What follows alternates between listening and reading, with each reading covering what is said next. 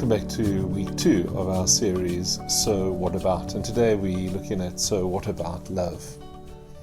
As my leave was coming to an end recently, I recorded the hymn, Jesus, Lover of My Soul. I'm deeply drawn to that hymn. It's on my list as one of my funeral hymns. I have 5, so you need to pray that I'll live long enough for you to not have to attend the funeral. I think it will be a long one. But my attraction to them is not because I find it all to be true. I think my attraction to them is because it expresses some of my longing for what I want to be true. The love of God, it might seem weird for me, a preacher, a minister, to say it, but the truth is the love of God for me is not obvious. In our reading today, John writes these extraordinary words, we know how much God loves us, and we have put our trust in his love. It's 2 movements. We know how much God loves us, and we have put our trust in that love. I think I've lived my life more in the second part of that sentence, put in trust in the love of God. Knowing his love has been, I think, a different kind of journey for me. I've understood it, but to experience it has sometimes been a challenge. I resonate with the hymn when it says, other refuge have I none, hangs my helpless soul on thee. Leave me not alone, still support and comfort me. Trust in his love. C.S. Lewis famously wrote a book on the 4 kinds of love people experience. He speaks of affection and friendship, erotic love, and then the love of God. And author Mark Fox suggests that there is a 5th love, and he calls it transcendent love, an experience of knowing, beyond rational knowing, an experience of knowing God's love in a way beyond our minds. Leslie Weatherhead, who was a famous, controversial, I think the right word would be skeptical Methodist preacher in the last century. When I say skeptical, I mean he was one of the guys who said he didn't believe in the virgin birth. He had some other theories as to how Mary became pregnant. And I say that because this was one of his experiences, and I think it was an awkward one for him because it kind of moved him outside of his normal thinking framework. He wrote, for a few seconds only, I suppose, the whole train compartment was filled with light. This is the only way I know in which to describe the moment, for there was nothing to see at all. I felt caught up into some tremendous sense of being within a loving, triumphant, and shining purpose. I never felt more humble, I never felt more exalted. A most curious but overwhelming sense possessed me and filled me with ecstasy. I felt that all was well for humankind. How poor the words seem. The word well is so poverty-stricken. All men were shining and glorious beings who in the end would enter incredible joy, beauty, music, joy, love immeasurable, and a glory unspeakable. All this they would inherit, wrote Weatherhead. Henry Orlean, a Canadian preacher, wrote in 1775, my whole soul was filled with love, and ravished with a divine ecstasy beyond any doubts or fears or thoughts of being then deceived. For I enjoyed a heaven on earth, and it seemed as if I were wrapped up in God, and that he had done 10,000 times more for me than I could expect or had ever thought of. Those of us who are Methodists are well familiar with Wesley's words about having his heart strangely warmed. We talk about the warmed, we don't often talk about the strangely. The Apostle Paul in 2 Corinthians 12 would write these words, I will reluctantly tell about visions and revelations from the Lord. I was caught up to the 3rd heaven 14 years ago. Whether I was in my body or out of my body, I don't know. Only God knows. Yes, only God knows whether I was in my body or outside my body. But I do know that I was caught up to paradise and heard things so astounding that they cannot be expressed in words, things no human is allowed to tell. So what do we make of all of this? Dale Allison, whose book Encountering Mystery is my companion, my help, and my guide for this sermon series, believes that there are thousands and thousands of stories like these floating around, and they always have. And not just in the Christian community. These stories of people who experience some form of transcendent love, and for various reasons, he argues, we have subdued them. One of those reasons would be, do we write people off who talk about these things? We write them off as being psychologically unstable, or as having dipped into some substance to enhance their imagination. We're suspicious of that. I was telling some of these stories to someone I know, and they immediately went, oh, I wonder what they were on. Should we be suspicious of their stories, or can we accept them? And I recognize there will always be, in human affairs, there will always be something that's a bit off the mark.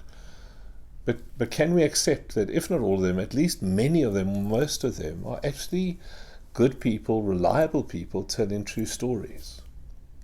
Can we consider that in the middle of the world that we know, every now and then there are some people who, for whatever reason, we don't know why they are the ones to whom it is revealed, but there are some people who catch a glimpse of what is happening backstage, as it were, of what is happening right next to us in this world, of what is actually going on, and of which we are more often than not ignorant.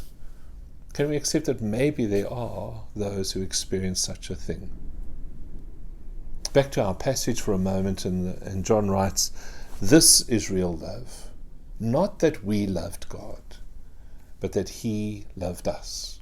This is real love, not that we loved God, but that He loved us. For John, the primary issue is not whether our love for God is adequate or good enough. The first issue for him that he wants us to understand is whether we have understood that in the same way as a fish swims in water, you and I are immersed in this extraordinary love that surrounds us. My friend Grant Butler, a member of our church, shared a video with me this past week, and as I watched it, it made me smile, it made me think of these ideas. I want to share it with you now quickly. Plants are rooted to the ground and have a small negative charge. The higher up the plant you go, the greater the electric charge. This creates an electric field around the flower. We can't see it, but these electrodes are picking up the energy of this tiny field and converting it into the sound that we can hear. Bees, on the other hand, have a positive charge. Friction whilst flying causes them to lose electrons. As a bee approaches a flower, the charged fields around the flower and the bee interact, and the sound changes. There. And when it lands, the positive and negative fields immediately cancel each other out. As this happens, there are two very surprising consequences. Firstly, the plant's negatively charged pollen actually jumps across onto the positively charged bee. Secondly, the plant has a changed electrical field, and when another bee comes along, it detects this altered electrical signature and avoids the flower. The plant is in effect telling the bee that it has no nectar and to come back later. That brought such joy to me. I hope it did for you too. We are swimming in wonder. We are drowning in miracles. We are baptized in love all the time, even as a bee lands on a flower. Whether we know it or not, the truth doesn't go away, that love is present everywhere, all the time. The only issue at stake here is, of course, for various reasons, that you and I quite often miss the extent and the depth of that love. Sometimes we miss it because we're just not looking, we're not attentive. Sometimes it's because we've become complacent, dull, if you like, bored with beauty. Sometimes we are overwhelmed by the wrongdoing within our world, by injustice, by evil, and by trouble. Day-to-day living for many of us is very hard. And I think that at least some of the time, it might be that it is designed to be that some of us are left to simply trust in God's love, even when it doesn't seem so apparent. We are left to trust into the silence, if you like. And every now and then, these graces come into our world where someone catches a glimpse backstage. For a minute or two, they get to see what is actually going on in our world. That creation is not just creation, but it is the expression of God's bursting, exuberant love. And that this love is always on. It doesn't just come in incidental moments. It's always there. It's around you and me right now. And that we are all, in fact, glorious, shining beings, as Weatherhead said. And that your destiny and my destiny is to end up in beauty and music and joy and immeasurable love and other things that are so astounding that the Apostle Paul said that they cannot be expressed in words. That's our destiny. But I do want to share one more story before we're done, because I think it's an important one for living in our world. There was a man sitting in the upper deck of a London bus when he entered what he called some realm of glory and light. And within that glory and light, he came to understand that everything, these are his words, that everything is a facet of love.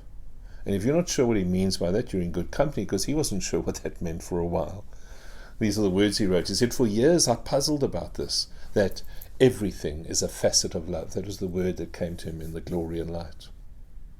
And he goes on and says, "Unable to understand in the face of all the sin and diseases that this could be. But I knew it was the truth." That in our world today, in our very broken world today, everything is a facet of love. I mean, that's quite a thing. I wondered if his insight might be this, that even though God does not cause suffering, that God's love is somehow mysteriously wrapped into even those things that are so painful in our world. I wonder if that's not the message of the cross. That our sufferings are not signs that we are, as some are prone to suggest in the Christian community, that our sufferings are not signs that we are outside of God's blessing, or that we are under some kind of condemnation, or that God has abandoned us because we believe certain things or don't believe other things. But instead, that even in the midst of suffering, we are assured that the deep, deep love of God can be known. It is always on. Everything is a facet of love. Paul, I think, was trying to capture that in 2 Corinthians 4 when he wrote, "Therefore we do not lose heart. Though outwardly we are wasting away, yet inwardly we are being renewed day by day, for our light and momentary troubles are achieving for us an eternal glory that far outweighs them all." I think my conclusion for today is this. I have travelled on trains and on London buses, but I've never been caught up in light and glory. I have prayed and I have been prayed for, but I've not had my heart strangely warmed. I've always, I think, come to faith quietly. My spiritual journey has been a lifelong one of learning, as John writes, to trust in the love of God. As I try to know it, I try to trust it more deeply. And so I find myself in this kind of consideration that we're making today. I find myself so grateful for these little stories that pull back the curtain a little to remind us of the extraordinary mystery that even though we live in a war-torn, poverty-stricken, horribly divided, inequitable world, that holding it all, despite all of those things, holding it all, is this torrent of love which will not let us go.